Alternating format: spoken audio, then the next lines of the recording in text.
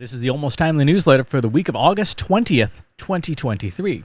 Content authenticity statement: 100% of this newsletter was generated by me, the human. No AI was used to generate any of the content in this issue. What's on my mind this week? The impact of AI on tomorrow.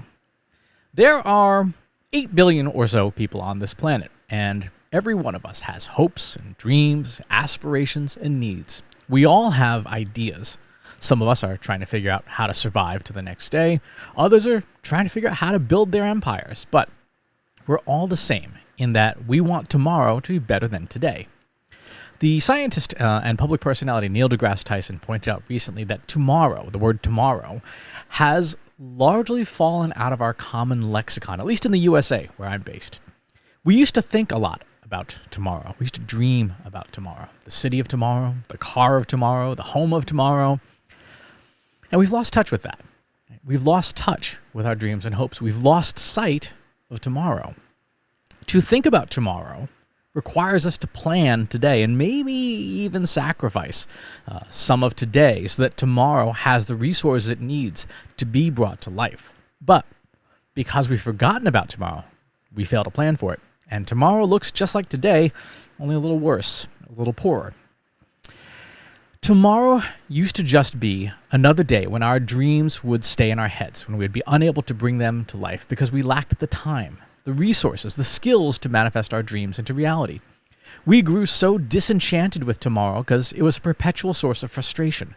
Tomorrow would be no better than today because we weren't getting more skilled fast enough. And this is where my fervent hope is, that we use AI to its fullest, generative AI. We may have forgotten how to dream about tomorrow, but our machines have not. Our machines can still think that broadly because they contain our language, our capabilities, our dreams and our hopes. With one additional twist, they contain our skills as well, in ever-increasing quality. Now, in the short term, that will be bad for some folks. That will have a negative impact on a lot of creative jobs in the short term. In the long term, if we do it right, it will have a positive effect. If we allow for it, if we plan for it, if we dream it. Here's why. Have you ever had an idea in your head that you wanted to bring to life, but you lacked the skills to do so? Maybe it's a fragment of a melody, a tune in your head, but you're not a musician, so you don't know how to express it. Maybe there's a story that you wanted to tell, but you don't see yourself as a writer. Maybe there's a scene from a TV show in your head or from your past, but you're not a videographer or a filmmaker. And so you don't know how to bring that to life. Maybe there's a blazing sunset worthy of a canvas, but you're not a painter or an artist. In the days before generative AI, those ideas would remain in our heads. For a select few who are highly motivated and well-resourced, they could invest the time and money to learn those skills, the skills necessary to overcome that barrier between idea and reality. But for the vast majority of us, especially those folks who are just trying to make it to the next day, those ideas stay in our heads. And the world is poorer for it. But that is changing. Today, you can use generative AI to write music, even if you can't play a single instrument. Just ask anyone who's ever heard me sing, right? It's not going to be as good as a professional musician, what they can do, but it's much better than what you can do with no skills at all, right? Today, you can create images from your mind with your words alone, prompts that generate fantastical images, views of worlds that have never existed, or memories that encompass just the best of what you remember. Today, you can start to create video. Use tools like Runway ML to tell very short stories in motion pictures. Today, you can write the outlines and character cards to stories and have machines draft the actual copy, the prose that fleshes out the skeleton of your idea and tells the story you want to tell.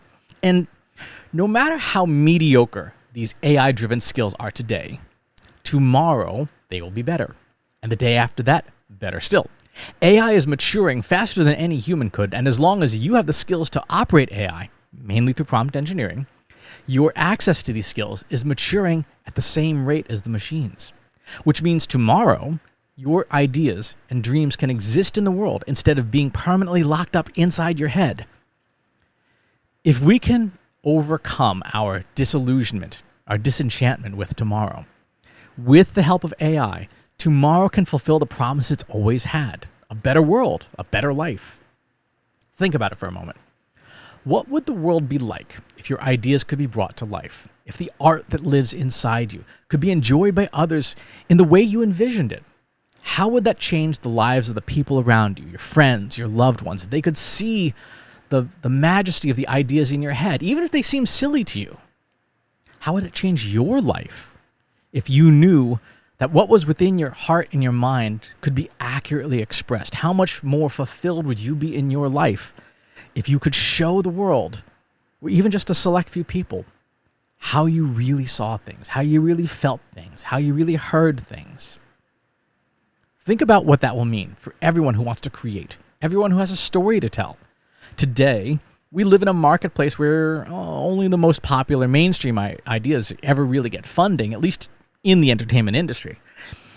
A film that doesn't stand a chance of being a blockbuster has to bootstrap as an indie production, and quality sometimes suffers. What if it didn't have to?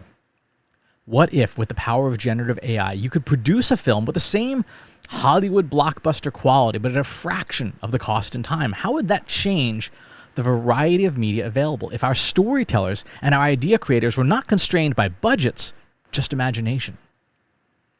A film with a black, queer, female superhero probably would not get funded in today's entertainment industry, or certainly not at least at the level of a major blockbuster film like the Barbie movie, for example, which was $200 million in funding to make the thing. And we see this right with things like The Fate of Batwoman, the CW series, which was unceremoniously canceled after its third season, despite generally good reviews, because it wasn't a blockbuster.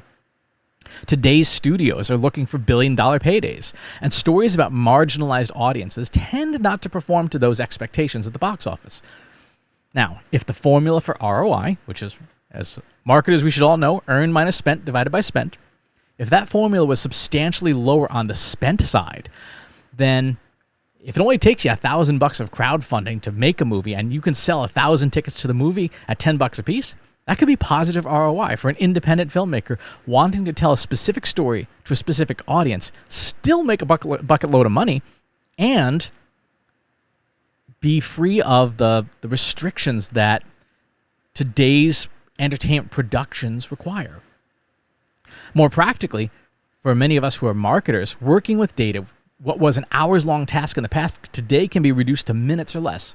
Tools like Anthropic's Claude, Google Bard, or ChatGPT can help us write code we need to automate complicated tasks, from digesting PowerPoint presentations to analyzing spreadsheets in ways that are repeatable and scalable. You may not be a programmer or have programming skills, but you have a programmer on hand now. We all do. Generative AI. We can bring our ideas to life through these tools, whether they're art or productivity. So here's a homework assignment for you. Take some kind of short story you'd like to tell. Maybe it's from a favorite book or show or entertainment franchise. Maybe it's something from your past, or something happening in your life right now. Maybe it's just something that's bouncing around inside your head that wants to come out. And with the help of the generative AI system of your choice, write it. Aim for something small, a one-shot story, about 1,000 words, right? Nothing huge. That's well within the capability of any of these systems. But give it a try. You don't have to publish it. You don't have to even acknowledge that you did it, but give it a try so that you can have the experience of expressing an idea from inside you, a creative idea, with the help of machines. There will, of course, be downsides to all this. Like I said, there'll be massive unforeseen changes in every walk of life. It will not, and it cannot be all sunshine and roses, but there are billions of people with trillions and trillions of stories and ideas waiting to be brought to life. And if we do things well, the fabric of our civilization and the narratives of our peoples will be richer for it. Start dreaming about tomorrow, because AI is giving you what you need to build the tomorrow you want today. Now, in the news this week, the piece I'd recommend is we did an episode on generative AI and its use in competitive analysis. Katie and I did that on the podcast. So these new uses for large language models just keep popping up daily, more and more applications. And this episode has a lot of practical tips. So go check that out. It's the first article in the newsletter. There are some articles on is AI cheating, operating a language model on your own data, and so on and so forth. If you watch the keynote talk at the top of the newsletter and you want to bring that to your company, there's a link in the newsletter for how to do that. I am currently booking now into Q4 for private stuff, and I've started to book for conferences into 2024. So if you want to have more of this information about generative AI brought into your event, into your company, operators are standing by. Let's take a look at jobs. This week, we have Compliance Officer of Marketing at MetLife, Customer Experience Specialists for Dutch, Italian, and English at Katawiki Careers, a CXT Manager at Katawiki, job application for Public Relations Manager at AudioEye, Manager of Workflow Marketing Ops at MetLife, Marketing Specialist at Gartner, Social Media Lead at Gartner, that's a big one, Senior Manager of CX at MetLife, and Senior Marketing Operations Specialist at Gartner. So lots and lots of hiring going on there. In the news this week, Snapchat kind of going rogue and its own AI making its own creepy little story, which was kind of entertaining. That pretty sure was just a bug. OpenAI saying that GPT-4 is great for content moderation. Is it? I have some questions on that one.